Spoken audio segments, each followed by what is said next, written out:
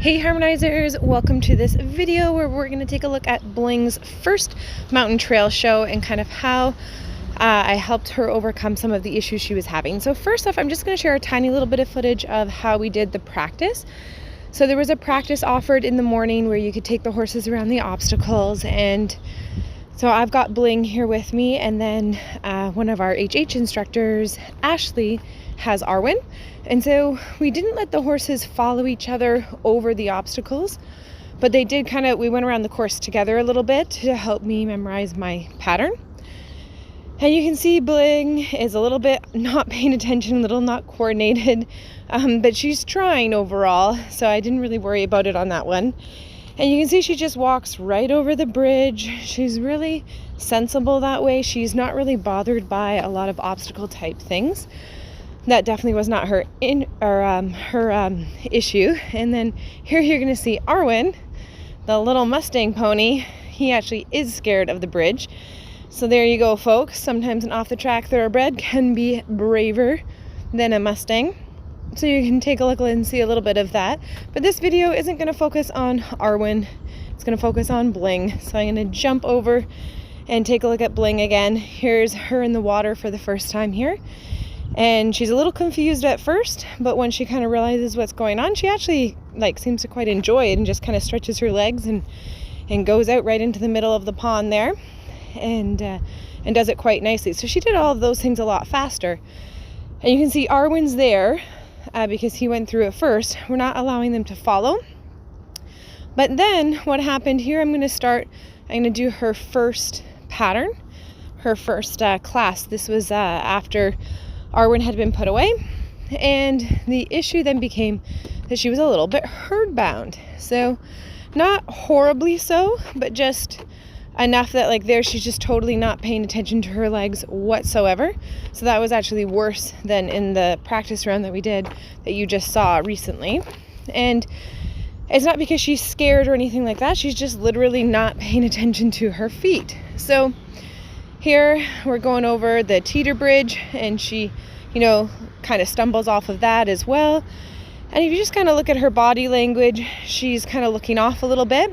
Now this is a walk trot pattern, so there is some trotting in between, so I'm doing a little bit of running. And this is first thing in the morning, so my energy is pretty decent still at this point, and it's not too hot in the day. So I'm able to do the jogging with her. And it is good for her to practice that energy up, energy down. But look at her ears. Look how she's kind of looking over to the barn, because she knows that Arwin's over in the barn. And it's not even like they're super amazing friends. They're not actually even turned out with each other at home. And there you can see she's just totally distracted and completely just falls off the sides of the obstacle. So I go to redo it again.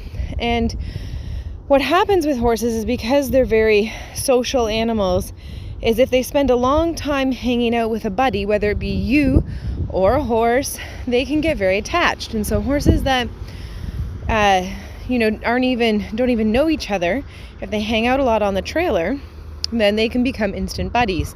And then I didn't think it was going to be such a big deal because she's not really herd bound. But there you can see she's just not paying attention to her feet. She's looking out, so she's falling off the bridge again. You can see I try to kind of bring her nose down, refocus her, and slow down. I take a big deep breath and say, let's think about this. So she ended up attached to Arwin, even though, that was not my intent at all. And normally I'm a little bit more aware of that stuff. I just really wasn't expecting it from her. And she's not being super awful or bad. She's just not focusing, right? So you can see I'm not getting mad at her or anything like that. I'm making some corrections. I'm trying to help her out a little. I'm trying to keep her focused. And actually, obstacle shows are probably one of the best things for horses that tend to be a little bit on the herd-bound side, because they have to focus on their feet or they're going to fall or hit things. And so that's one of the reasons, too, why I don't have boots on her, is when I looked at this course, I didn't see anything that looked super dangerous or jagged edges or anything like that. And I thought, well, if she doesn't have her boots on and she's not careful, then it will kind of teach her to pay more attention to her legs. And she is a super confident horse with the obstacles already, so I'm not really worried about her hitting something and becoming really scared of bridges. But see here, she's just completely falling off, not paying attention at all. So I kind of slow her down and kind of say, hey, you really need to focus here. And we're going to head into this next obstacle here where it's a bit of a send around. And I'm going to ask her to go out and give that a try. And she gets a little bit quick, but she's going over. She's just not really focused. She's kind of thinking about other things. So this stretch of the course here, we were actually supposed to trot this, but I thought, well, that's not going to be good for my horse. So we're going to just walk. You can see she's doing a lot of blowing out, which is usually the horse releasing a fair bit of stress. And one of the key things here is if your horse gets like this, you can't get angry or emotional. You can't take it personally. If I start really reefing on the rope, really getting after her a whole lot, then what's going to happen is she's just going to get really anxious. So I'm blocking her and I'm not allowing her to be rude and I'm making corrections, but I can't get mean, and I have to kind of keep focused on a path to try to give her a little bit of a focus. So here she does better on the last bridge. We do our halt, but you can see she's still looking out, where's Arwin? So what I did after this, you have a couple options. You can do calm connection exercises, but one of the very easy things you can do is just let your horse eat grass. So before our next pattern, I let her eat some grass and just kind of hang out for a little bit, because when your horse is eating grass, their head is down, so it's a posture of relaxation. They're doing a lot of chewing, so it's really, really good for them. And this is heading into our next class, which was a walking class. And what was perfect about this is that we're going to do this pattern here, and then I get to do this exact same pattern again, because the adult class and the open class happen to be the exact same pattern. And that really works out perfectly when that happens. So here you can see she wasn't straight coming onto the balance beam. So a little bit of that is me, a little bit of that is her not paying 100% attention. This bridge here, for whatever reason, she kind of startled a little bit at it, which is unusual because at this point she's already done it twice and done it really calmly. But sometimes what can happen is if your horse is stressed about something, whether it be the anxiety of being away from another horse or something else has spooked them, now they're at a heightened level of stress. And what can happen is they actually start to get stressed about things that normally wouldn't stress them out, that normally would be within their range of comfort, that they'd be able to handle. And then they're not able to handle it because they're now at a new heightened level of sensitivity. So that's probably what happened at that bridge there. She's still a little bit stressed about being away from Mr. Arwin. And as a result, I ended up startling at something that she normally wouldn't startle over. So here in the rock scramble, we go to do a circle, and you can see she pauses there to look over at the barn to listen for Arwin. And Arwin doesn't care. Arwin is actually a pretty confident dude on his own right. So he's not really screaming for her or anything like that. Thank goodness, because that can make it even harder to get through. But sometimes he'll respond to her if she's calling out and things like that, which just makes it a little bit more difficult. And one of the other things that makes this a little bit challenging is when your horse is stressed, it's always good to match your horse's energy. So if she needs to walk fast, ideally I would be walking fast. But as you can imagine, being 8 months pregnant, as I'm walking along and we're getting further into the day and I've done more patterns now, I'm starting to get a little bit tired, starting to feel it. There's a lot of hills on this course. It's a beautiful park, beautiful course, but I am starting to feel it. So I'm slowing down a little bit, which is not great for the horse. When your horse needs to move its feet, you want to let them move. That doesn't mean, if she wants to go canter and go take off running, that you're going to go let her do that per se. But the more you try to stop a horse or slow a horse down that's feeling anxious or stressed, the more that you're going to kind of worry them a little bit. So here she goes right into the water pretty good. And this is kind of nice because the pond kind of slows her down a little bit. And they're not really supposed to drink the water, but I'm kind of letting her play in the water as she goes, because the more our horses have postures of relaxation, it encourages them to be more relaxed. So the fact that her head's down and she's kind of offering to go slow, I know we're in a competition, and that if I was trying to win, I would speed her up and have a more consistent pace. But I'm trying to encourage her and be like, yeah, if you want to slow down and smell the roses, let's do that. So in terms of matching a horse's energy, and here you're going to see as we go up the hill, it's hard for her because I'm trying to walk so slow because it's so hard for me, and she gets a little bit frustrated with me. That's why she kind of bends like that, is she's trying to go faster than me, but I'm trying to slow her down. And it's kind of like if you could imagine being in a really stressed situation where your energy level's up and you're kind of upset about something, and you know your blood's going a little bit, and somebody's like, well, just take a deep breath and slow down. Like, you're gonna want to punch them in the face. Like, let's just be real here. That's gonna frustrate you. It's not gonna work out so well. And that's because when there's a big energy mishmash, you just can't get in sync with that person or that other being. It's much easier to listen to somebody else if you feel like they get you and they can relate to you. So if I was walking faster, doesn't mean I have to be stressed out like she is, but if I was just moving more at her pace, she would take direction from me a little bit better. So I have to kind of own that responsibility, my part in that. Now, even with her being a little bit stressed and stuff, what I love about this horse is she doesn't care about nothing. She's just so amazing. If you watch Arwin's video that I posted earlier in the week, you will see Arwin did not like the ditch of water, and he definitely did not like this water box. And look at her. She's just like, oh, it splashed little. I guess I sped up a tiny bit. But she's so good about it, even in this kind of more stressed state, where you can see she's still trying to look over to where Arwin is down at the barn area, which is down the hill there. She's still going over everything. She's still being very, very sensible. And these are not super easy tasks. And we got to remember that she's an off-the-track thoroughbred that raced over 30 times. I only got her in December, so at this point I've had her 6 months, I guess, very nearly 6 months. And this is her very first time doing a mountain trail show or an outdoor obstacle show. She's never been to a park like this before. She's never been in water like that before with me. She might have done a pool at the racetrack, who knows, but she's never done a ditch or anything like that before, never done 2 steps like this, or this bridge slides a little bit.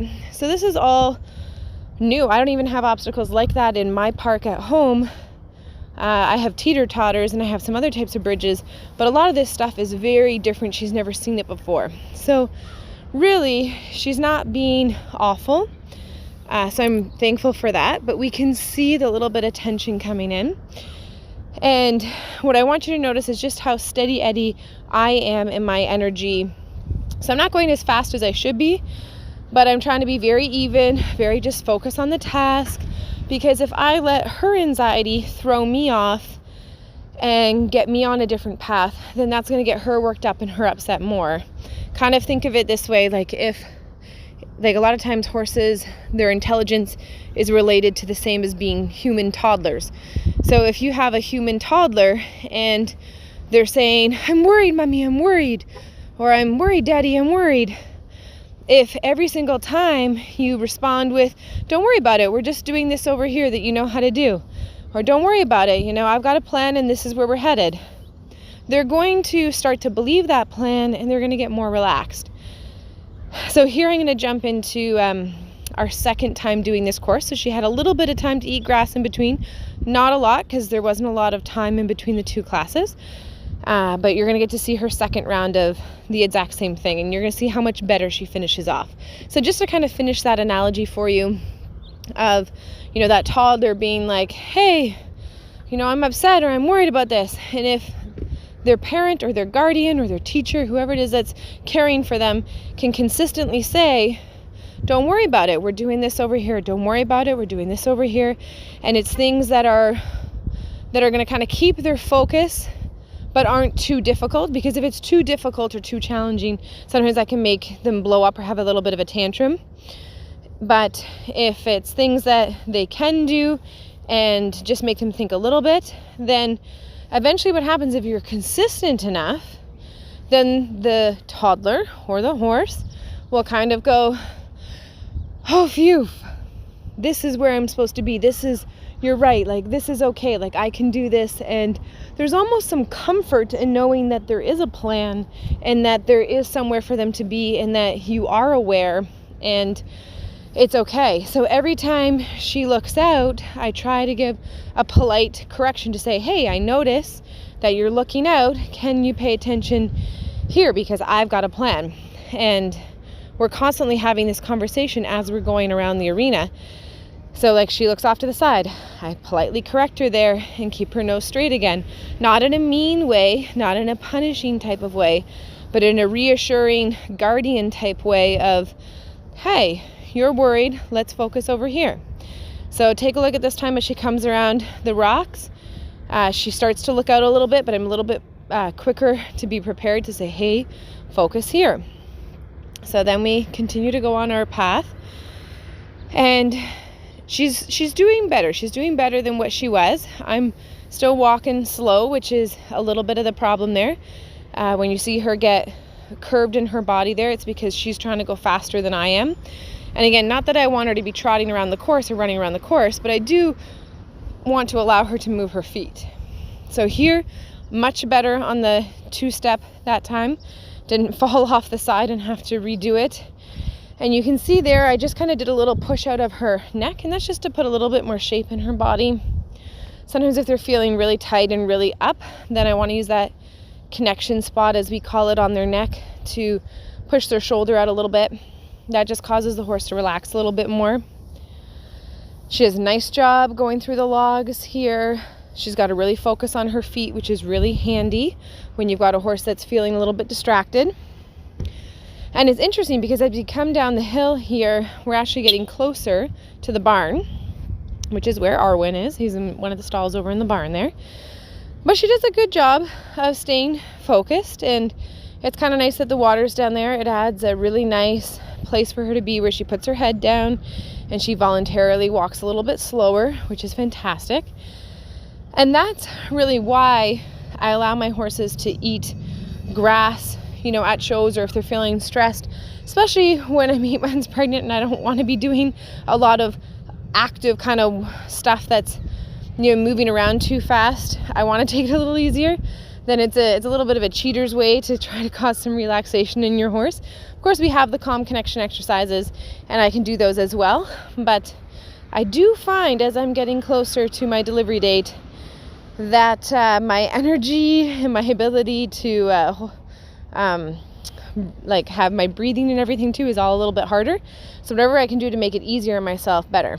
So there was just a little instance of she was getting ahead of me, and so you could see I blocked her, I corrected it, but I don't make a big deal out of it. I still stay focused on the pattern and the task, which is where we're headed. So I say, no, you can't do a circle. No, you can't go around me. But you're not in trouble. I'm not going to yank on your face. I'm not going to get angry at you, because I don't want energies to start to spiral. I don't want her getting upset or fearful at me. She needs to be respectful of me, but not to fear me. If anything, I want her to look at me at the end of this course and be like, phew, like you made me feel better. You made me feel like I could do that. And it actually wasn't as bad as I thought it was going to be. That's kind of the thoughts that I want going through her mind.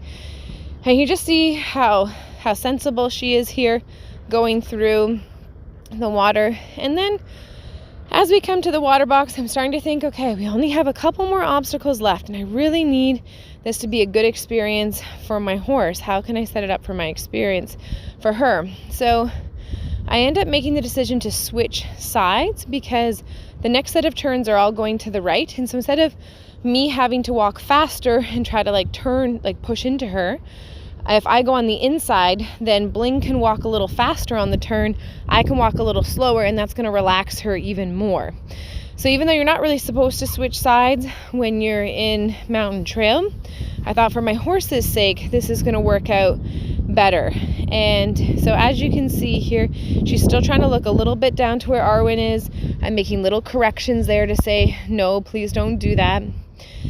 And as we come to the next 2-step here with me on the right side of her and making right turns, she's able to go a little bit faster. It's a little bit easier on me. So when we think of setting it up for success, this is just one more example of setting it up for success, is thinking about what side is it going to be easier. Now there I had to make a left-hand turn. But it was a pretty relatively quick one, so it's all right. And you can see by the end of this course now, she's walking better than what she was. She's not moving as fast. She's not having to curl around in front of me. I'm not having to make anywhere near as many corrections. And we're just going to finish with this last back up here. So I hope you guys found that interesting, and you could see a difference in Bling between this course here, her second one, and her first one, of being more relaxed and more attentive, and just kind of understanding that just because your horse gets herd bound or upset doesn't mean that you have to get upset or big as well. So thank you guys for watching. Remember to like this video, comment, tell me what you think, tell me what you enjoy. Who did you like better, the Mustang or the Thoroughbred? I'm curious, guys. All right, we'll see you later.